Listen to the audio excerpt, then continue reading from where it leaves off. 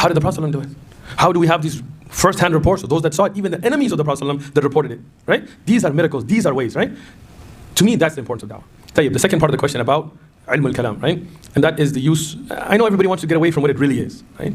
Many people are like, no, that's not what it is, and they want to jump around it, right? But in reality, what is it? And I'm giving a very basic, simple explanation. When the Muslims grew in influence, especially during the Abbasiyya, not the time of Sahaba, right? They started to translate a lot of the works of the Greek, the Plato and all these people, right? And it developed the Muslim Ummah in many ways, right? They got math and other sciences, the chemistry and algebra and stuff they developed, true. But the problem, and that was fine up to there, right? But the problem got to be, it started to influence some of the people in their understanding of Aqidah.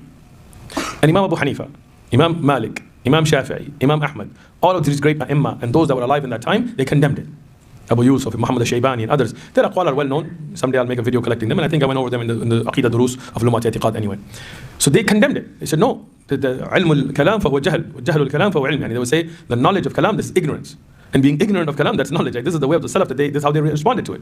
Yes, people, no, that's not what they meant. No, they meant some of it. Like, where did you get all that from? It's a very clear statement, right? So, the way of the Sahaba, and the way of the Salaf, and the way of the A'imma al-Arba, and those, was they took the sifat of Allah as Allah revealed. That's it. Allah said it that way, so we believe it. That's it. Bila kayf, without asking how. Without getting into, methodological, whatever, hypotheticals, and without getting into it, how could this be? What do you mean? If Allah said it, it is.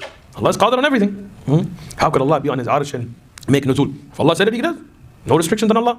Whatever He said about Himself, we believe in it. Whatever is established from the Prophet ﷺ, we believe in it. We leave it as it is. Unless you have evidence from the Quran itself, or Sahih Hadith, or the Sahaba, radiallahu anhum, or the Zahir of the Arabic language to explain something, we'll take it. Other than that, we don't use any external mantiq or logic or this to explain the sifat of Allah, or explain about Jannah and Jahannam and this and that, right? That's it. This is the way. When that concept started coming in, that's when they developed this idea of making tawilat of the sifat of Allah. So instead of saying Allah said He has a yad, khalas, we're done. They would say, no, it means nusra, it means rahmah, it means this, it means that. Where did you get that? That's what it means. And you made up your own meaning, and you could be right, you could be wrong. You can't guess at these things, right? Wajh means this, and this means that, and how could this mean? No, don't ask that question. Allah said it, we believe it. That's it. That's the way of our da'wah, and that is the da'wah of the Salaf, Salihin. That is the da'wah of the Quran and Sunnah. That is the da'wah based on Athariyah. That is the da'wah of Rasulullah sallallahu alaihi wasallam. That's what we stick to.